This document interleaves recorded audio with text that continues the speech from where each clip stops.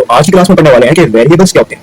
आपने अक्सर देखा होगा कि शेफ की किचन के अंदर शेल्फ के अंदर आपको कुछ specific certain numbers of jars नजर आते हैं जिनके अंदर इंग्रेडिएंट्स रखे होते हैं। जैसा कि किसी जार के ऊपर लिखा होता है कि इसके अंदर गरम मसाला है, किसी के ऊपर काली मिर्च लिखा होता है, ब्लैक पेपर लिखा होता है, और किसी के अंदर कोई और इंग्रेडिएंट रखा होता है जो कि बाद में शेफ वक्तन फवक्तन हस्बे जायका इस्तेमाल करता है अपनी कोई भी रेसिपी को मसालेदार, मजेदार और लजीज बनाने के लिए।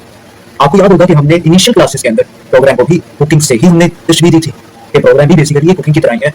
तो भाई आपको भी तो कुछ इंग्रेडिएंट्स चाहिए होंगे जो अपने प्रोग्राम में यूज करेंगे। बेसिकली उन्हीं को हम प्रोग्राम एलिमेंट्स कहते हैं और वेरिएबल्स कहते हैं।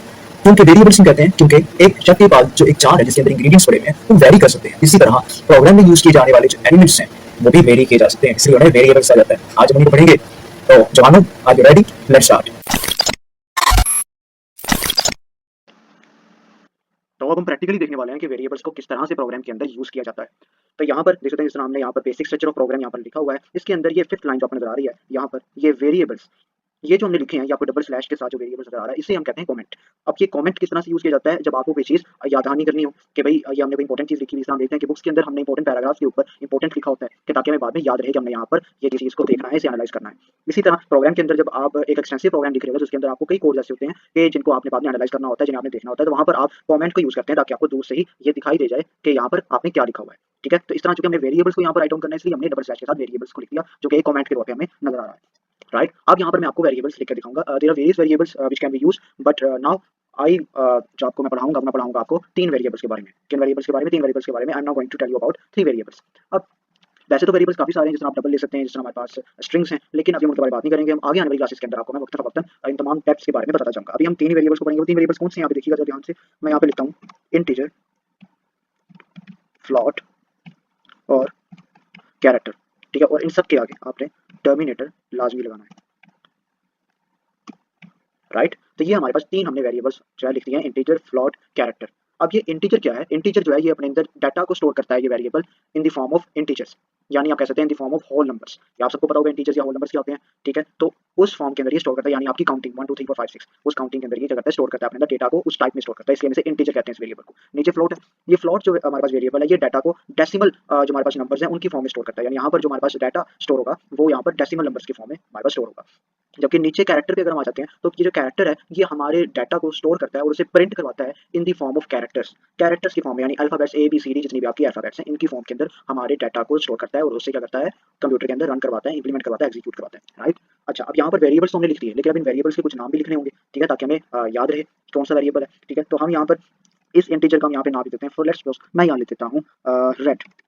मैंने इस वेरिएबल का नाम क्या लिख दिया? रेड लिख दिया। ठीक है, नीचे मैं फ्लोट का लिख देता हूँ ऑरेंज, एंड देन कैरेक्टर में मैं लिख देता हूँ उसका नाम येलो। राइट, ये मैंने तीन नाम इनके रख दिए, इंटीजर, रेड, फ्लोट, ऑरेंज और कैरेक्टर येलो। ठीक है, अच्छा, अब अगर आप एक बहुत ही बेसिक लेवल का प्रोग्राम बना रहे हैं तो उसके अंदर ये चलेगा, इट्स सफिशिएंट। लेकिन अगर आप एक ऐसा प्रोग्राम बना रहे हैं जो कि एक्सटेंसिव है काफी, ठीक है, काफी सारा कोड उसमें लिखना पड़ रहा है और उसके अंदर आपको जगह जगह वेरिएबल्स को यूज करना पड़ रहा है, तो आप क्या करेंगे? यानी फॉर एग्जांपल इंटीजर जो है वो नंबर्स की फॉर्म के अंदर डाटा स्टोर करता है, होल नंबर्स की फॉर्म के अंदर। मुझे एक जगह कोड के अंदर 2 चाहिए, मुझे एक जगह इसकी वैल्यू एज 3 चाहिए, मुझे एक जगह 10 चाहिए। इसका मतलब है कि मुझे बहुत सारे इंटीजर्स क्या करने पड़ेंगे? यूज करने पड़ेंगे, मुझे सब वेरिएबल्स यूज करने पड़ेंगे। तो मैं इंटीजर के सब वेरिएबल्स किस तरह से बनाऊंगा? सिंपली आप ये जनरल जिस तरह चाहिए नेम दे सकते हैं। मैं यहाँ पर फॉर एग्जांपल 1 लिख देता हूँ। अब ये रेड 1, अब ये रेड 1 इसका सब वेरिएबल है। इसी तरह एक और वेरिएबल मैं यहाँ दे सकता हूँ, मैं यहाँ पर रेड 2 दे सकता हूँ। ठीक है, और इसी तरह सो ऑन। ठीक है, मैं इस तरह यहाँ पर भी लागू करेंगे, यहाँ पर आप ये डालेंगे, आप यहाँ पर कोमा डालेंगे सिंपल वाला ये, और फिर इसके आगे जैसा आपका जैसे ही खत्म हो जाएगा तो उसके आगे आप ये टर्मिनेटर डाल देंगे। That's it. लेकिन अभी के लिए हम ये खत्म कर देते हैं क्योंकि अभी इसे समझाने के लिए अभी हम इतना एक्सटेंसिव नहीं बना रहे। ठीक है, ये 1 भी खत्म कर देता हूँ। तो ये रेड, ऑरेंज और येलो ये तीन आपके क्या है यहाँ पर? ये तीन आपके वेरिएबल्स हैं। ओके, ठीक है, अच्छा, अब यहाँ पर हम ये समझ गए। अब हम इन्हें इंप्लीमेंट करेंगे। ठीक है, किस तरह से इन्हें इंप्लीमेंट किया जाता है। राइट, हम आपको ये करके दिखाता हूँ। मैं यहाँ पर एंटर प्रेस करता हूँ और यहाँ पर मैं लिख देता हूँ। ठीक है, सॉरी, पहले मैं यहाँ पे लिखता हूँ फॉर एग्जांपल रेड हमारे पास जो है वो इक्वल है किसके? 4 के। राइट, रेड हमारे पास 4 के इक्वल है। ठीक है, अब मैं नीचे लिखता हूँ सी आउट। ठीक है, और इसके आगे लेस देन का साइन, और यहाँ पर मैं लिखता हूँ सी आउट, यानी मुझे प्रिंट करके दो। क्या प्रिंट करके दो? रेड की वैल्यू। ओके, यहाँ पर भी आगे साइन। अब मैं यहाँ पर इसे इंप्लीमेंट करता हूँ, देखिएगा, look at code execution successful, यानी उसने हमें 4 प्रिंट करके दे दिया। इंटीजर हमें एग्जीक्यूट करके उसने दे दिया। ठीक है, अब इसी तरह मैं अगर यहाँ पर इस रेड की बजाय मैं क्या लिखता हूँ? मैं यहाँ पर लिख देता हूँ ऑरेंज। क्या लिख देता हूँ? मैं ऑरेंज लिख देता हूँ। ठीक है, और ऑरेंज के आगे मैं यहाँ पर लिख देता हूँ 4.2। ठीक है, और अब मैं इसे कहता हूँ कि मुझे एग्जीक्यूट करके दो क्या? ऑरेंज की वैल्यू। ओके, अब मैं यहाँ पर लिखता हूँ नाउ सी इसने मुझे 4.2 लिख के दे दिया। तो इस तरह से आप फ्लोट को भी क्या कर सकते हैं, एग्जीक्यूट करवा सकते हैं, जो कि डेसिमल पॉइंट में हमें क्या देता है, डेटा टाइप देता है। ठीक हो गया। अब मैं यहाँ पर तीसरी वैल्यू हमारे पास कैरेक्टर की है। अब मैं यहाँ पर क्या करता हूँ, मैं यहाँ पर लिखता हूँ, फॉर एग्जाम्पल मैं ये खत्म कर देता हूँ, ठीक है, और यहाँ पर ये भी मैं मिटा देता हूँ और ये भी खत्म कर देता हूँ, और सॉरी ई रह गया, ठीक है। और अब मैं इसे क्या करता हूँ, अब मैं इसे कहता हूँ यहाँ पर कि ये वैल्यू पुट करके दे किसकी, येलो की, ठीक है। और येलो की मेरे पास मैं इसे वैल्यू दे देता हूँ, फॉर एग्जाम्पल मैं इसे वैल्यू देता हूँ 68, क्या वैल्यू देता हूँ 68, ठीक है। और अब मैं यहाँ पर इसे कहता हूँ कि मुझे येलो की वैल्यू दो, किसकी वैल्यू दो, येलो की। अब मैं यहाँ पर क्या करता हूँ, रन करता हूँ, देखिएगा, और ये क्या हुआ, इसने डी दे दिया मुझे, कोड एग्जीक्यूशन सक्सेसफुल। लेकिन इसने मुझे डी दिया, why it doesn't give me 68, do you have any idea, या आई हैव एन आइडिया, क्यों नहीं दिया, क्योंकि भाई मैंने आपको पहले बताया कि कैरेक्टर है, ये हमें कैरेक्टर की फॉर्म में डाटा क्या करेगा, हमें प्रिंट करके देगा, character alphabets A B C D इनकी फॉर्म में। तो यहाँ पर अगर हम इसकी बात करें कैरेक्टर की, तो इसमें जब हम 68 का नंबर इसे देते हैं तो ये यहाँ पर इसे डी के तौर पे प्रिंट करता है। इससे हमें ये पता चलता है कि कैरेक्टर के अंदर डिफरेंट नंबर्स के लिए डिफरेंट अल्फाबेट्स यूज होते हैं, ठीक है। इसके लिए अब आप सोच रहे होंगे ये कहाँ से होते हैं, तो भाई इसके लिए अब आप बताता हूँ ए एस की कोड। क्या होता है ए एस की कोड, ए एस की कोड एक हमारे पास स्टैंडर्ड टेबल है जिसके अंदर वो बताते हैं आपको कि भाई यहाँ पर अगर आप ये वाला नंबर यूज करेंगे तो इसके लिए कंप्यूटर के अंदर ये अल्फाबेट है, ये वाला नंबर यूज करेंगे ये अल्फाबेट है, ठीक है। फॉर एग्जाम्पल अगर मैं यहाँ पर सिंपली क्या लिख देता हूँ 72, अब मैंने यहाँ पे 72 लिख दिया, ठीक है। अब मैं इसे कहता हूँ मुझे येलो की वैल्यू दो, now it gives me age, अब इसे मुझे एज दे दिया। इसका मतलब क्या है कि एस की कोड के अंदर A S C double I S की कोड, या आप सिंपली जाके गूगल के ऊपर जब लिखेंगे तो आपके सामने वो चार्ट आ जाएगा। अभी मेरे पास टाइम नहीं है कि मैं आपको चार्ट दिखाऊं, आप सिंपली गूगल पे जाएंगे, वहां जाके एस की कोड लिखेंगे, ऊपर साथ ही आपके पास चार्ट आ जाएगा, उस चार्ट में देखिएगा आपके पास तमाम नंबर दिखे होंगे और उनके आगे उनके कॉरेस्पॉन्डिंग अल्फाबेट शो होंगे। तो वहां पर जब आप देखेंगे तो 68 का जो आपके पास कॉरेस्पॉन्डिंग आपके पास अल्फाबेट होगा वो टी होगा, जबकि 72 का कॉरेस्पॉन्डिंग अल्फाबेट क्या होगा, आपके पास एच होगा, राइट। तो इस तरह यहाँ से आपके पास ये आ जाते हैं। तो ये हमने तीनों समझ लिए। लेकिन अब भाई अब बात आती है एरर की। मैं अगर इस सारे को मैं रिमूव कर देता हूँ, इसे मैं खत्म कर देता हूँ, ठीक है। अब मैं बताता हूँ कि यहाँ पर एरर कैसे लाना है, क्योंकि भाई एरर भी तो समझना है कि एरर क्या होता है। अच्छा अब यहाँ पर क्या है, अब मैं यहाँ पर मैं लिखा हुआ रेड है, फ्लोट ऑरेंज है, कैरेक्टर येलो है, ठीक है। अब मैं यहाँ पर क्या करता हूँ, मैं यहाँ पर कहता हूँ कि भाई मुझे ऑरेंज की वैल्यू दो, किसकी वैल्यू दो, ऑरेंज की, जो कि इक्वल किसके है, इक्वल किसके है, ये 4.2 के, ओके। अब मैं ये रन करता हूँ, देखिएगा, देखें एरर आ गया कि भाई क्या आ गया, एरर आ गया। अब फॉर एग्जाम्पल अगर मैं इसे यहाँ पर टर्मिनेटर भी अगर लगाता हूँ, लेट्स सपोज मैं यहाँ पे टर्मिनेटर भी लगाता हूँ, वो कह रहा है एक्सपेक्टेड देख सकता, मैं ये भी लगाता हूँ, तो देखिएगा, देखें उसने मुझे क्या दे दिया, उसने मुझे एक सिंपल सा एक डॉट बना के दे दिया, यानी जो वैल्यू मैं चाहता था उसने मुझे वो प्रिंट करके दी ही नहीं। ये क्या हो गया, ये कौन सा एरर आ गया, भाई इस एरर को कहते हैं लॉजिकल एरर। क्या कहते हैं, लॉजिकल एरर। लॉजिकल एरर कौन सा एरर होता है कि भाई आपने लॉजिक ही गलत बनाई, आपके पास वो आउटपुट ही नहीं आई जो आप चाहते थे, क्यों, क्योंकि आपने लॉजिक ही गलत बनाई। मैंने ऊपर लिखा कि मुझे ऑरेंज की वैल्यू इज इक्वल 4.2, मैंने उसे वैल्यू किसकी दी, ऑरेंज की, कि ऑरेंज इज इक्वल किसके 4.2, जबकि ऑरेंज यहाँ पर क्या है, ऑरेंज यहाँ पर फ्लोट है, राइट। और मैंने उसे सी आउट करने को क्या कहा, येलो, जबकि येलो क्या है, इट्स अ कैरेक्टर, येलो क्या है, कैरेक्टर है। तो भाई यहाँ पर मैंने उसे येलो की वैल्यू देने को कहा, ऊपर मैंने उसे ऑरेंज की वैल्यू दी, तो मैंने लॉजिक ही गलत कर दी, मैंने सच्ची दिखा के खबी मार दी। तो यहाँ पर क्या होगा, यहाँ पर वो फिर एग्जीक्यूट सही तरह से नहीं होगा, एरर आ जाएगा, ओके। तो ये हम कहते हैं लॉजिकल एरर। पहली क्लास में हमने क्या पढ़ा था, हमने पढ़े थे सिंटैक्स एरर या सिंटैक्स एरर, और हमने पढ़ा ग्रामेटिकल एरर, जो किसी ग्रामेटिकल मिस्टेक या सिंटैक्स, जो सिंटैक्स यानी बेसिक स्ट्रक्चर में किसी मसले जैसे आपने जो है वो एक्सक्लेमेटिव मार्क नहीं लगाया हुआ, या आपने जो लास्ट पे आपने सेमीकोलन नहीं लगाया हुआ, ठीक है, तो उस सूरत के अंदर क्या होता है, सिंटैक्स एरर होता है। और इसी तरह आज हमने जो पढ़ा है इसे हम कहते हैं लॉजिकल एरर, यानी आपने लॉजिक ही गलत लगाई, आपने कहा कुछ कर दिया कुछ, ठीक है। इनपुट कुछ थी, हाँ इनपुट से बल्कि मुझे याद आ गया, अच्छा मुझे याद है, इनपुट से याद है कि भाई आपको इनपुट के बारे में भी बताना है। तो इनपुट के बारे में आप जानते हैं कि भाई इनपुट क्या है, यहाँ तक मुझे होप्स हो कि आपको क्लियर हो चुका होगा, ठीक है। आगे हमने यहाँ से इनपुट के बारे में बात करनी है। इनपुट के बारे में कैसे बात करते हैं भाई, फॉर एग्जाम्पल अभी इन सबको हटा दें, मैं इन सबको हटा देता हूँ यहाँ से, ठीक हो गया, इसे भी हटा देता हूँ, ठीक है। अब ये है इंटीजर रेड, मैं इसी तरह का एक और इंटीजर बनाता हूँ, उसका नाम मैं रख देता हूँ ग्रीन, राइट।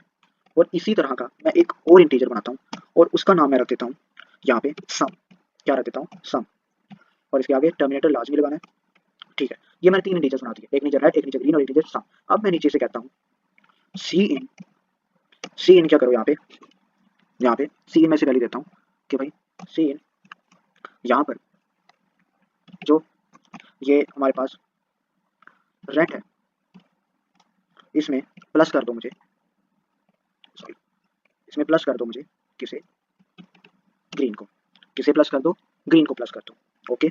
और नीचे मैं इसे कहता हूँ